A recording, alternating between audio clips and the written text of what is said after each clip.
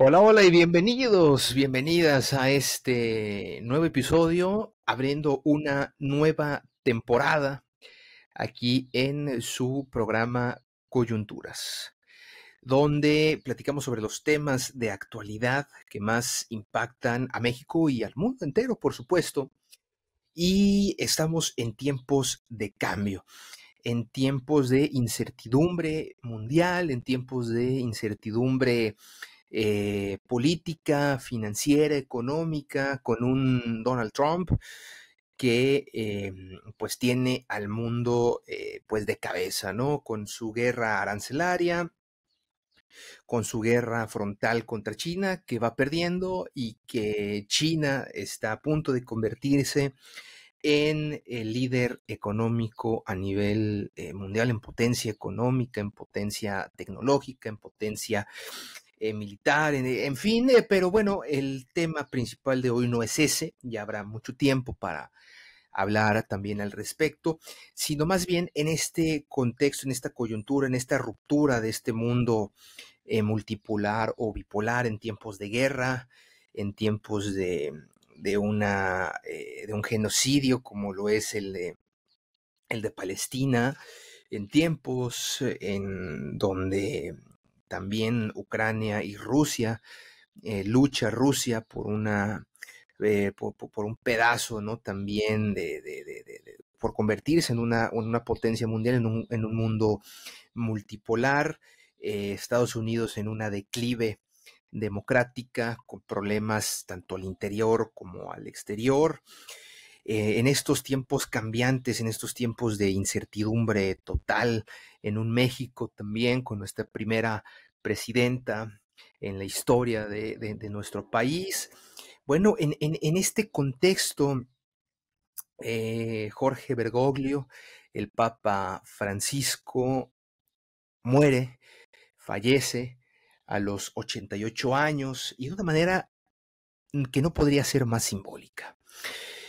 En su última aparición pública, domingo de Pascua, en el lunes de Pascua, a las 7:35 de la mañana, tiempo de Roma, en Ciudad del Vaticano, se anuncia el fallecimiento de Francisco, el Papa Francisco.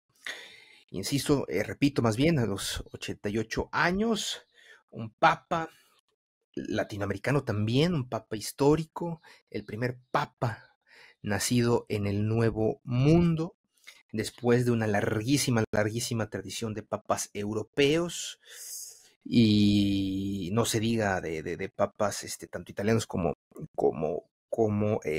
alemanes y polacos, que fue Ratzinger, en un papado también sui generis, por la cuestión de que hubo mucho tiempo dos papas, con la renuncia de Ratzinger y la elección de Bergoglio en 2013, posteriormente la era de los dos papas, le llamaron algunos, y pues Francisco también, el primer papa negro, por así decirlo, por esta cuestión de que fue jesuita, el primer papa jesuita de la Compañía de Jesús, también una orden que pues muy, muy particular, muy especial, el Papa latinoamericano, un Papa que algunos le llaman progresista. Esto hay que entenderlo desde la cuestión pues de la propia iglesia, del hiperconservadurismo de la propia iglesia, fue muy abierto. Lo que sí hay que decirlo fue un papa humilde, un papa humano, el papa de los pobres, el que se pronunció a favor de los migrantes, de las periferias, el que arropó y le abrió la iglesia a la comunidad LGBT, el que también bendijo a los divorciados y demás, que causó mucho escozor y causó muchísima incomodidad entre los sectores más conservadores.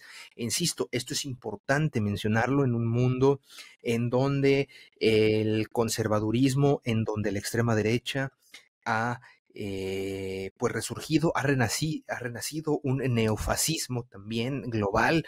Pues bueno, este bastión de la Iglesia Católica, de una de las instituciones más antiguas en el planeta, una de las instituciones también todavía aún con muchísimo poder y muchísima influencia en el planeta, pues bueno, nos deja, nos abandona. Sí, un papa ya que se le había cansado, que en febrero estuvo bastante enfermo, hospitalizado, insisto, parecía que pidió fuerzas, obtuvo fuerzas de flaqueza para estar en la última Semana Santa, todavía el domingo, realizando actividades con feligreses, actividades con la gente, estando en el domingo de resurrección en el Papamóvil, dando eh, esta bendición de resurrección a los fieles, y se le había cansado, se le había agotado, pero no tenía oxígeno.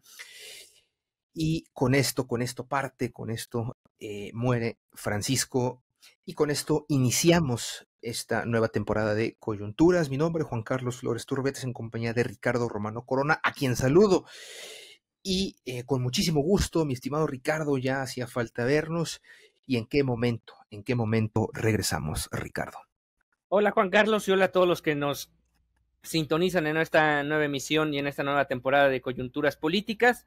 Hay que mencionar que a lo largo del 2025 ha predominado la agenda marcada por Donald Trump a nivel internacional, principalmente con esa guerra arancelaria y esos dimes y diretes que ha tenido no solo con China, como menciona, sino con el mismo México, con Canadá, con otros países en lo general, sino que realmente hoy en día, y motivo principal de esta emisión de Coyunturas Políticas, pues bueno, realmente la agenda se la ha robado alguien que recién fallece, y es en este caso el Papa Francisco, que de alguna u otra manera sí ya llevaba cierto tiempo en un deterioro progresivo de su salud. Se notaba desde incluso 2022, cuando también ya se hablaba, por cierto, de un posible fallecimiento de Joseph Ratzinger, de Benedicto XVI, que se dio a finales del 2022, y que, digamos, básicamente no pasaron ni 3 años para que esa etapa de los dos papas, definitivamente los dos protagonistas, pues bueno, fallecieran. Y en este caso, pues tanto la incertidumbre en el mundo católico como la expectativa de qué es lo que viene alrededor de la iglesia. En el caso de Francisco, pues sí, digamos que se puede mirar o se puede medir con el cristal con el que se quiera medir, dependiendo de la persona y de quién quiera, o de la óptica que se quiera tener. Pero por un lado es cierto, para lo que es el nivel iglesia, para lo que es el catolicismo antes de la entrada de Francisco, pues hay cambios sustentables, sustanciales, que se pueden palpar. Una es ese tema de tanto al interno como al externo, lo que llegó a tratar de, no de imponer, sino de poner como el ejemplo. Caso concreto, por ejemplo, aquí en México, cuando vino en su visita en 2016, que visitó Ciudad Juárez, un lugar muy significativo para la migración, no solo de México, sino realmente de Latinoamérica. El tema también de esa visita que tuvo en Ecatepec, en el Estado de México, un lugar que ha estado marcado como de los de mayor índices de feminicidios en el país. Con esos puntos simbólicos, así, digamos, fue gran parte de su papado. Obviamente no dejó de estar en el ojo del huracán, sobre todo en temas de corrupción que obviamente no directamente le competían a él, pero que sí estaban alrededor de la curia romana. También llegué a escuchar en días recientes, en semanas recientes, a algunos periodistas de Argentina que mencionaban que, por ejemplo, cómo era posible que durante todo el papado no visitó Argentina. Algunos dicen que en una manera de protesta a lo que ha sido el desastre de los gobiernos argentinos en todos estos años, pero por otro lado también algunos mencionan o tienen la idea de que nunca lo quiso hacer por ciertos aspectos que todavía quedan ahí marcados, que de alguna u otra manera siempre estuvo acarreando en su carrera como sacerdote. Alguno de ellos, pues bueno, lo que ocurrió en la dictadura de los 70s con Videla, donde de alguna u otra manera se le acusa que jugó para los dos bandos, ¿no? Él mismo ha llegado a mencionar que salvó gente de que fuera ejecutado, de que fuera enviada a la cárcel o que fuera torturada, pero también es cierto que existen ciertas declaraciones donde hay ciertas inconsistencias. Pero bueno, al final de cuentas, un personaje público, y en la Iglesia Católica no deja de haber, no dejan de ser personajes públicos. Siempre va a haber clarososcuros que se van a manejar, que van a marcar la carrera, en este caso como sacerdote, en la etapa que tuvo como santo padre de la Iglesia Católica, como obispo de Roma, y en ese sentido pues ahí queda marcada esa línea, ¿no?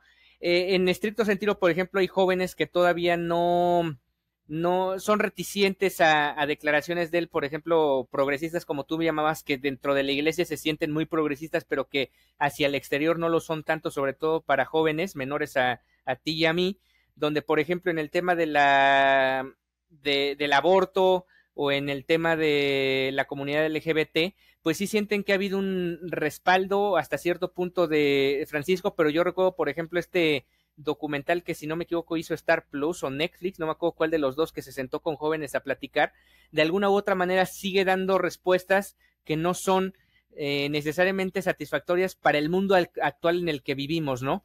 No necesariamente lo progresistas que quisiéramos que fueran, pero también es cierto, a lo mejor la iglesia no puede dar un golpe progresista tan de 180 grados como muchos quisieran, tal vez tiene que ser poco a poco, pero también es cierto que vivimos en un mundo acelerado donde las cosas van cambiando rápidamente y no puedes ir al ritmo que tú quieres, sino al ritmo que marca en general el mundo global, ¿no?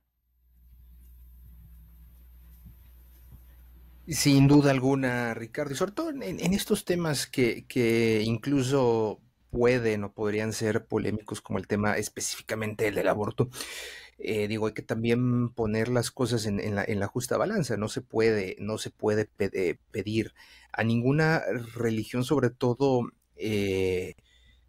abrámicas, específicamente, que estén a favor de los temas del aborto, ya que la natalidad y ya que el tener hijos y ya que el crear y procrear es una de las máximas que tienen estas iglesias, más allá de condenar, porque una cosa es el condenar y la otra cosa es estar de acuerdo o no de acuerdo. Entonces hay que entender estas situaciones. Por el caso, por ejemplo, de abrirle la iglesia a la comunidad LGBT, la cuestión también de, eh, de abrir la iglesia a estas minorías, de bendecir los matrimonios homosexuales, que también fue una cosa un poco controvertida, ya que tampoco la iglesia va a aceptar como tal el matrimonio igualitario, pero pues sí, lo que se intentó en su momento, que en algunos casos sucede, pues es estas bendiciones de estas uniones, por así decirlo, al igual que pues la comunión, en este caso para personas divorciadas, creyentes y católicos. Y esto, mi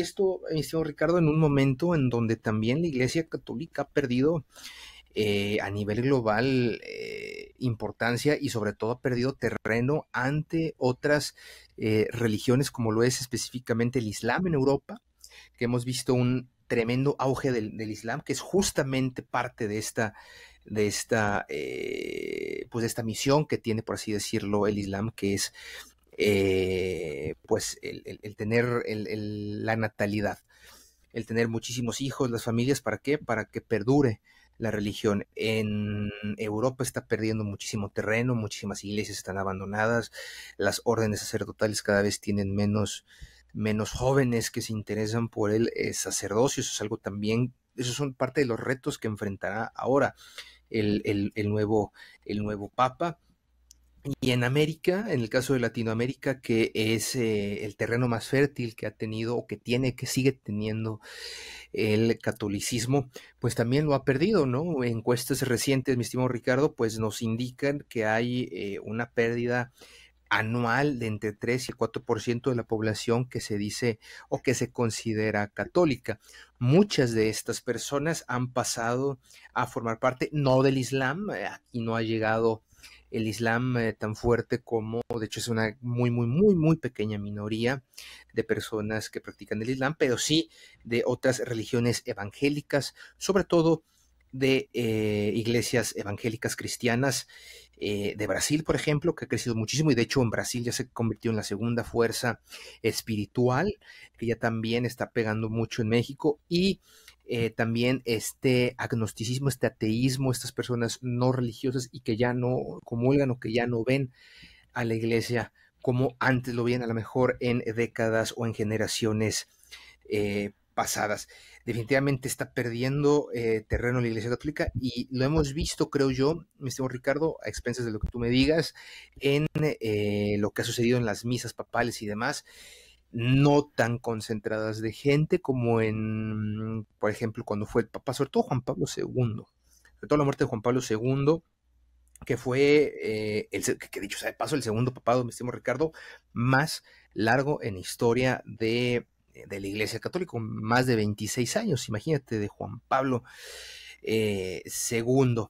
Y también por la cuestión de que incomodó mucho esta cuestión de estos discursos, porque a lo mejor en el discurso sí fue muy abierto, no tanto en los logros que pudo haber tenido dentro de la misma iglesia como institución, aunque en su persona, pues sí podemos ver que hubo congruencia en su discurso al elegir no vivir en el palacio papal, sino una residencia más modesta, rechazando todos los tronos y los lujos, y esta cuestión de velar por los marginados, ¿no? Que tenía mucho que ver en ese momento Bergoglio con aquella oleada o marea rosa que hubo en Latinoamérica, con Pepe Mujica, con también un tiempo con Lula da Silva, con líderes latinoamericanos de izquierda que en ese momento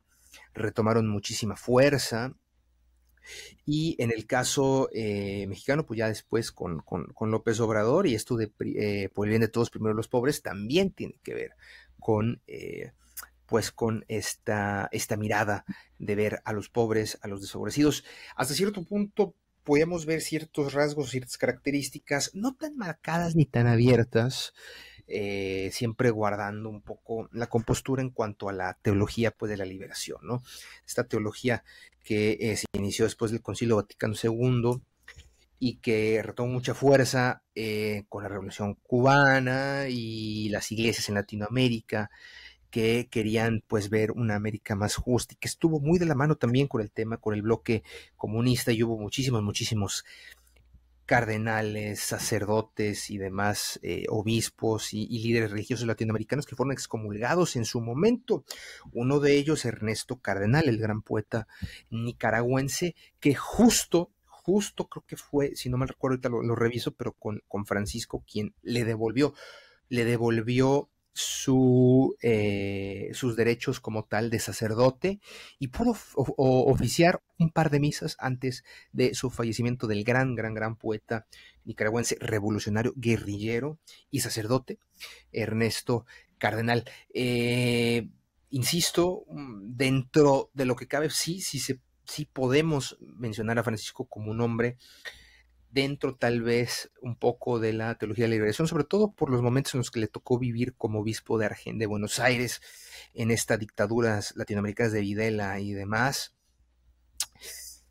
El líder como tal, un hombre que, imagínate, Ricardo, que estuvo en contra de los lujos. De hecho, te recordarás cuando vino a México y regañó a todos los cardenales y a todos Sí, que no anduvieran como virreyes. Que no anduvieran como, y que caló bastante el regaño.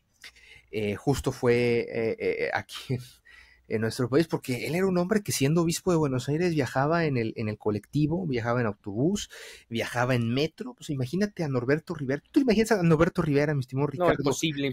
Viajando Bueno, en Tacubaya. Ni los párrocos de ciertas ciudades o municipios de Tlaxcala, imagínate, por no mencionar nombres.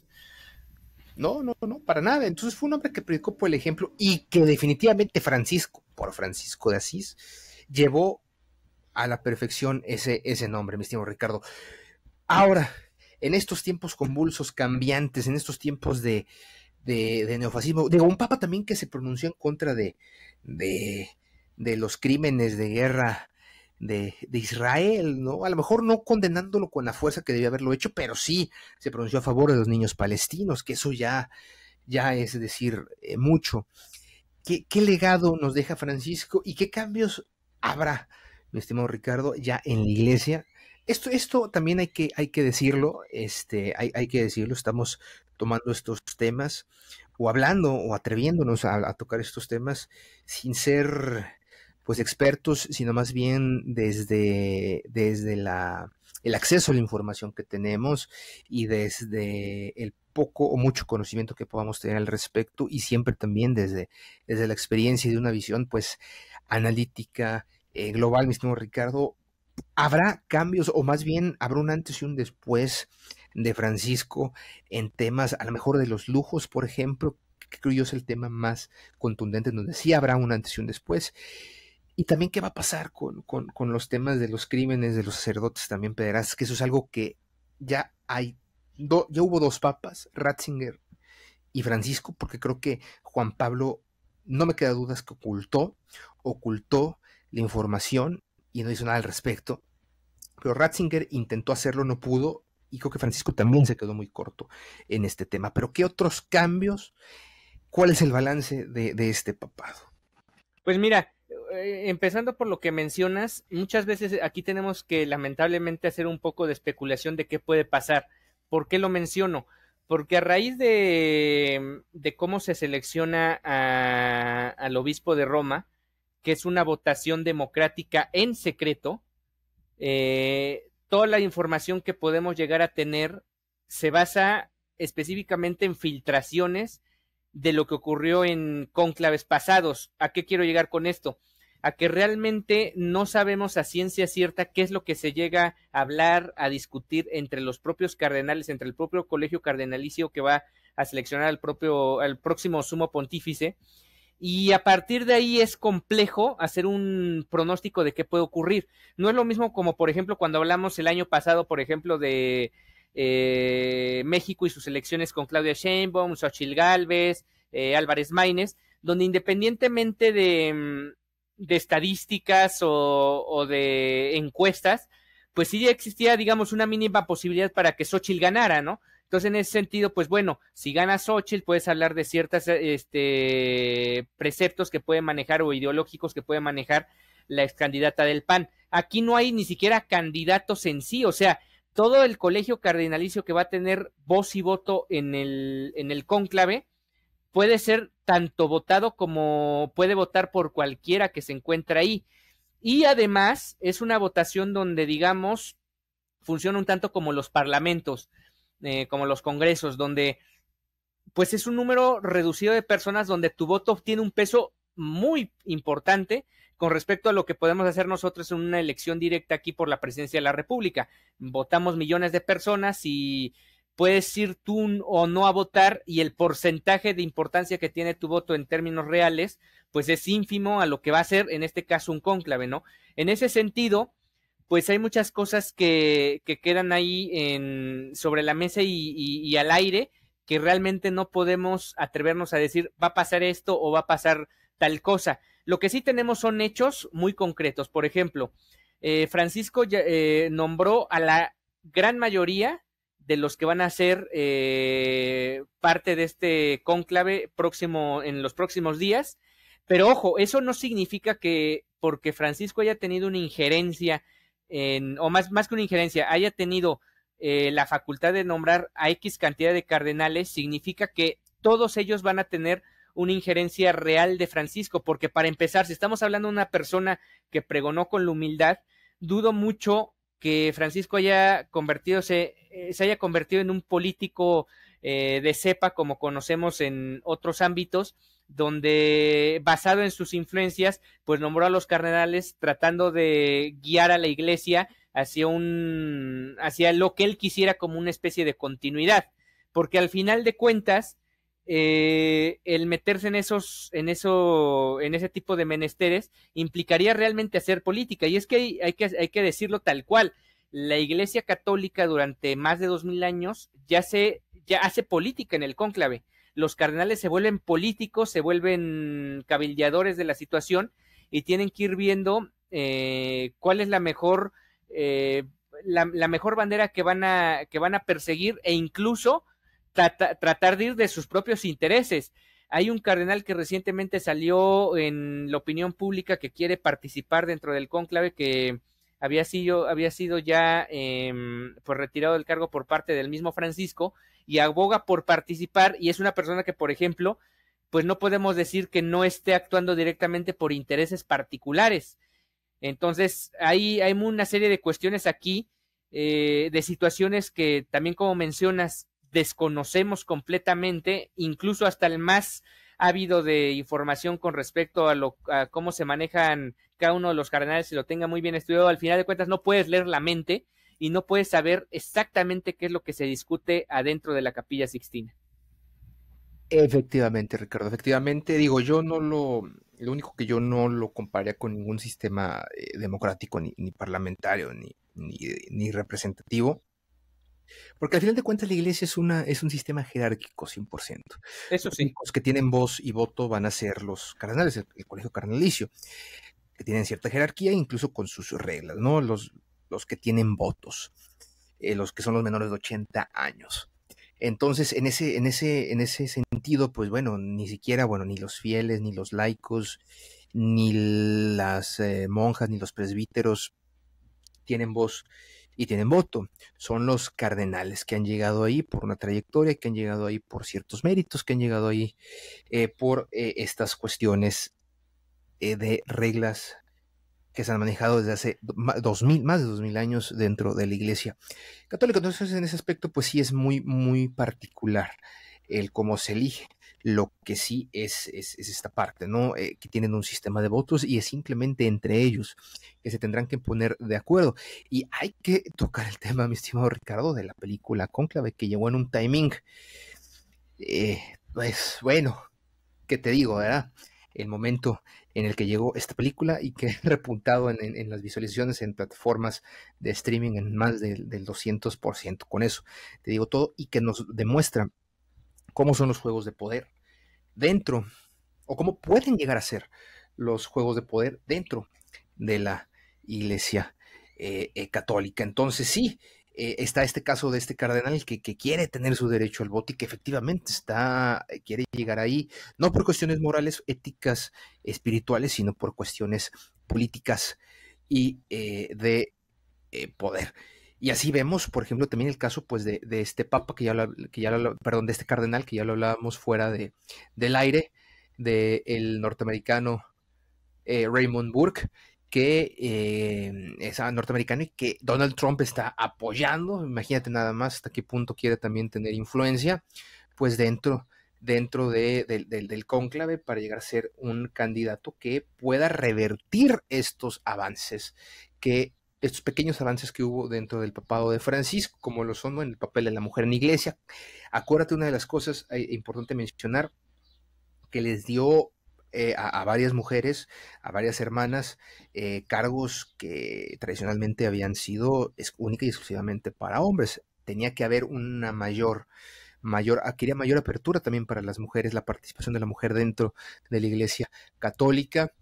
Y pues la cuestión también de las migraciones, la cuestión también de los diálogos interreligiosos en estos tiempos que, insisto, estamos en un mundo ya con muchísimas religiones y sobre todo en países como o en áreas como en Europa, como en Estados Unidos, como en Canadá, en el norte global específicamente, donde pues hay estos choques fuertes, los diálogos religiosos. En fin, mi estimado Ricardo, pues vamos a ver qué sucede y digo, también revisábamos, digo, antes de cerrar este tema y pasar al último de esta tarde, que será un tema completamente distinto, pero antes de pasar, también electoral, pero bueno, antes de pasar a este tema, mi estimado Ricardo, y ya lo mencionamos un poco, las posibilidades que existen, porque las casas de apuesta se pintan solas por este tipo de cosas también.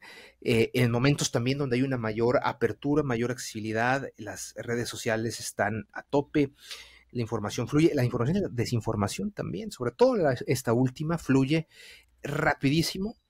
Y bueno, en tiempos también donde las casas de apuestas pues ya están al acceso de todos.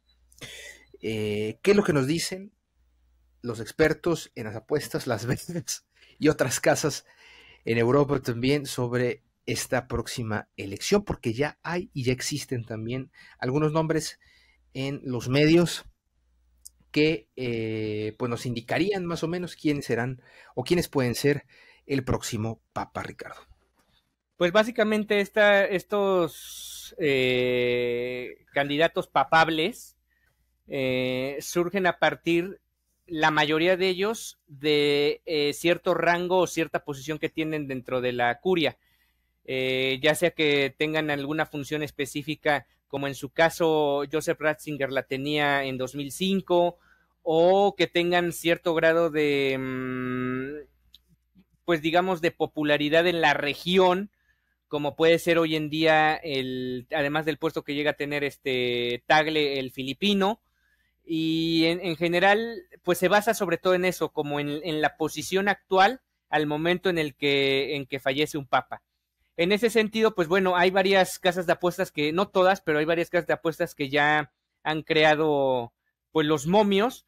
Aquí sí me llama la atención porque no sé en qué se basan para hacer el momio, específicamente por lo que hemos mencionado todo el episodio, ¿no?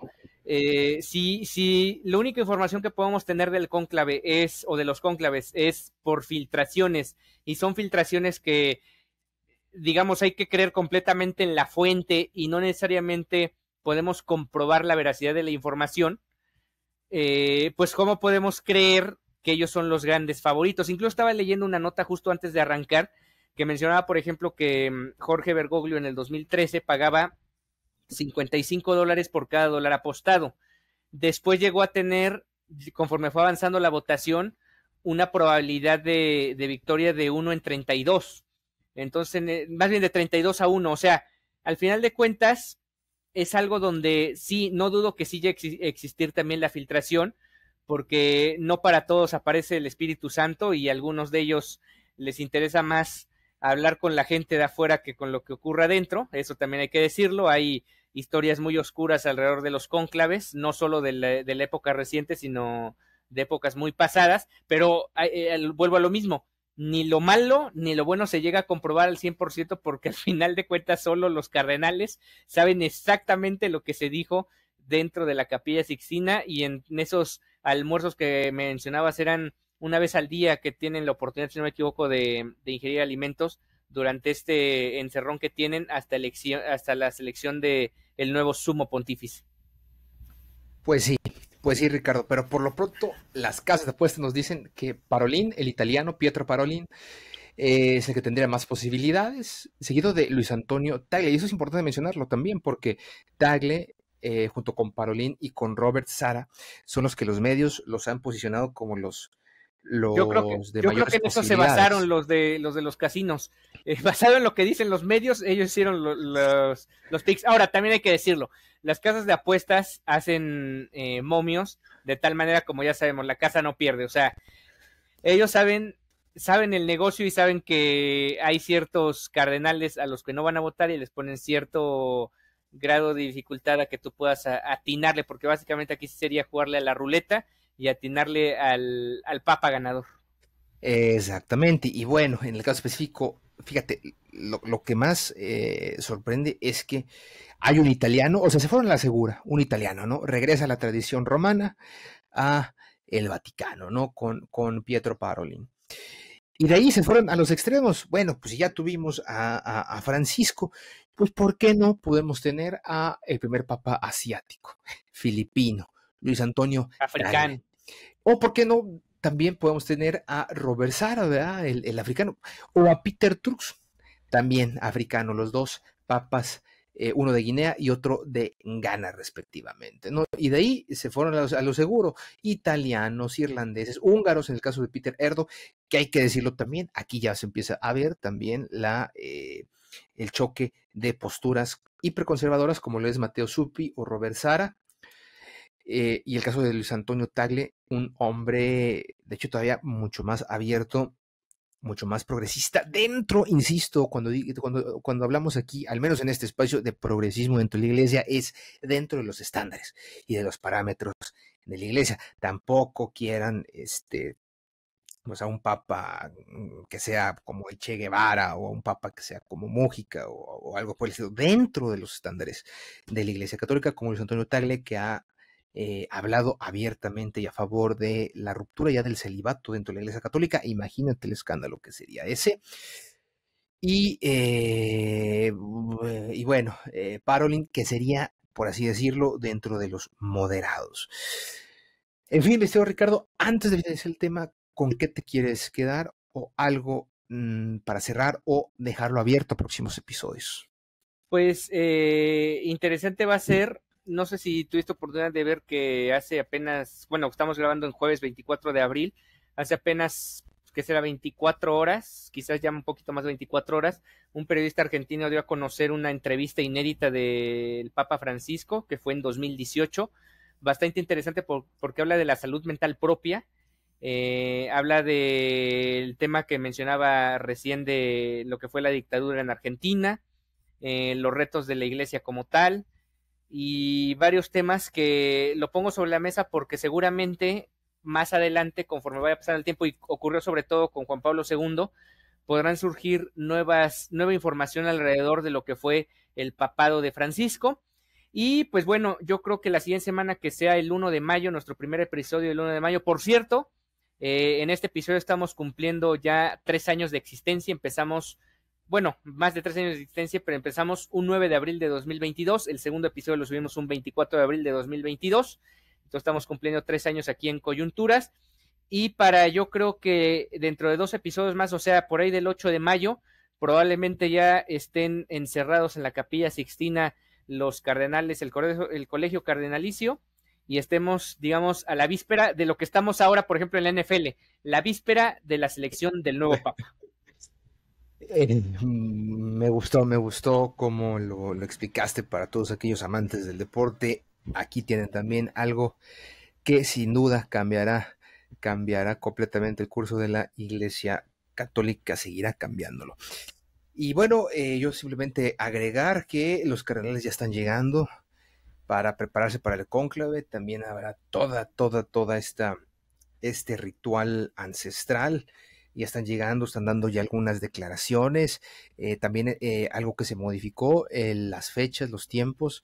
En 9 días se espera que lleguen todos. Tiempo récord, obviamente, pues ya no estamos en el siglo XX, ya no tienen que llegar en barco, ya no tardan 3 semanas en llegar. 2 de los cardenales ya presentaron una carta ausentándose del cónclave debido a problemas de salud. Obviamente sabemos que son personas ya todas mayores de edad. Entonces, pues así va pintando la cosa de cara al cónclave en 2 semanas más, que ya lo comentabas, mi estimado Ricardo. Con esto cerramos, con la muerte de Jorge Bergoglio, el Papa. Pendientes de esta entrevista que mencionas, Ricardo, seguramente va a dar mucho de qué hablar, todas estas entrevistas inéditas que vayan a salir, O versiones también. Todo esto habrá que prestar mucha atención y tomarlo todo con muchísima discreción. Por lo pronto, pues bueno, muere este Papa, se va este líder espiritual, este líder ético, lo dijo Claudia Sheinbaum, un hombre profundamente humano, profundamente también con una visión humanista en pro de las minorías, de los migrantes, de los pobres. Una resistencia suave muere dentro del poder eclesiástico. Un Papa que dijo: esta economía mata. Y bueno, cerramos el tema de Jorge Bergoglio, Francisco, en paz descanse. Y tocamos este último tema rapidito nada más, mi estimado Ricardo, porque también mientras eso sucede pues en Roma, en el Vaticano, y sacude el mundo, con los millones todavía de fieles que hay aquí en nuestro país, también estamos en plenas campañas y en plenas jornadas de candidatos a ministros, a magistrados, jueces, etc, etc, etc. Y yo, la verdad, no sé qué piensas tú, Ricardo, de este tema, pero yo veo un completo desastre. Como lo dijo una vez López Obrador en su momento respecto a Peña Nieto, creo que esta elección se está yendo al despeñadero. Yo no le veo pies, yo no le veo cabeza. No sé tú, Ricardo. Aquí sí necesitamos la intervención del Espíritu Santo. Yo creo los que cardenales no lo necesitan, aquí sí lo necesitamos.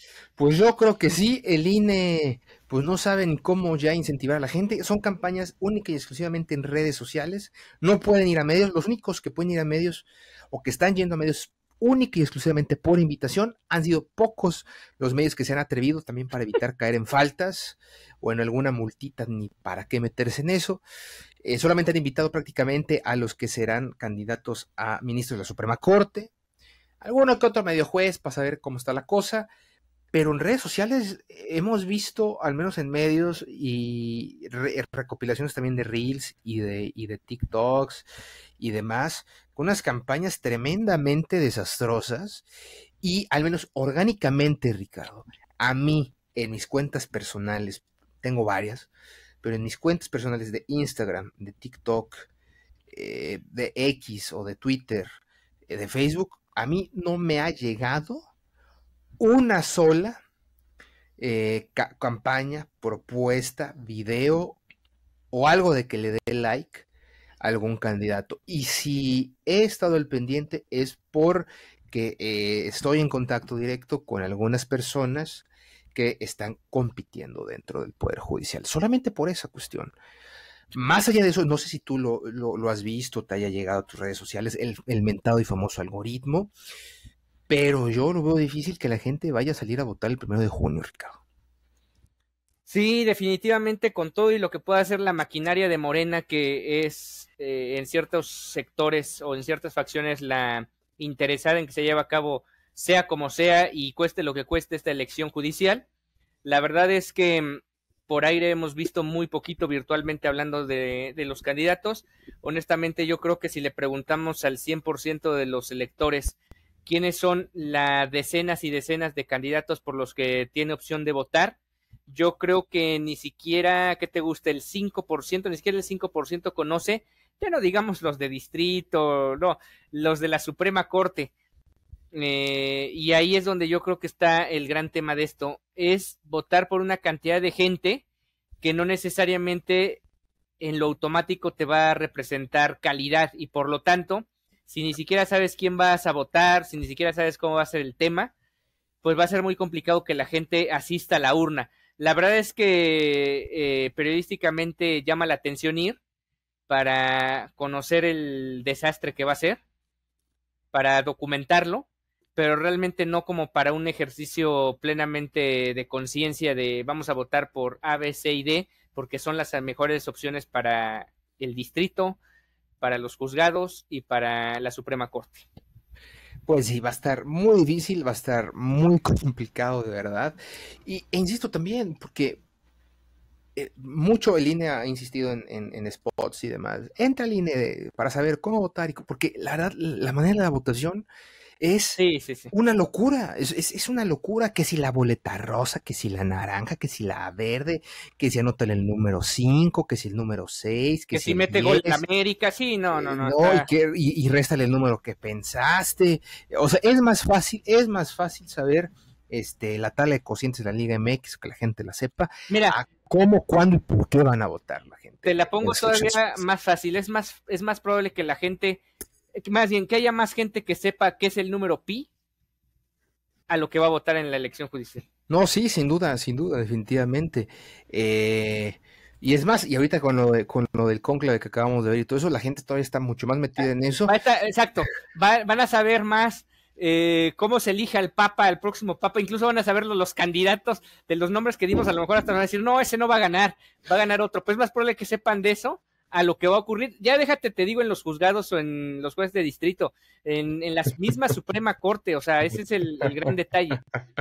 Sí, sí, sí, bueno, a mí me parece un desastre y creo que tú lo mencionaste, la maquinaria de Morena, me parece que hasta cierto punto ahí fue el único gran acierto del Tribunal Electoral, del INE, en decir, a ver, ningún partido político, ninguna figura política va a poder hacer campaña, ni figura pública, ni nada, va a poder presentarse. Cada quien con su propio recurso, con un máximo de X cantidad de dinero. No dudo que en algún momento vaya a suceder, ni que haya por atrás pues la maquinaria de Morena, la maquinaria del PRI, la maquinaria de MC, la maquinaria del PAN, apoyando a ciertas personas. Pero que hayan evitado eso tajantemente me parece un gran acierto y me parece que también pues va a ser muy complicado, mucho más complicado hacer esta movilización masiva para tener el control pues del Poder Judicial. Y lo que sí va a pasar, mi estimado Ricardo, a diferencia de Bolivia o a diferencia de los Estados Unidos, que se votan por jueces, aquí se vota por todo el Poder Judicial básicamente. Entonces, sí va a ser una elección, eso sí, histórica, pero pues que sea histórica no significa que hay que sentirse orgullosos de eso. Me parece que sí va a ser muy vergonzoso ver en qué va a terminar esta elección y a ver si al final no se retractan o si hacen una cota reforma o algo por el estilo, y volvemos a los viejos tiempos, porque en realidad creo que esto no tiene ni pies ni cabeza y es algo que no debió de haber existido nunca y se ve que lo hicieron al vapor y express y todo cuando se hizo esta reforma.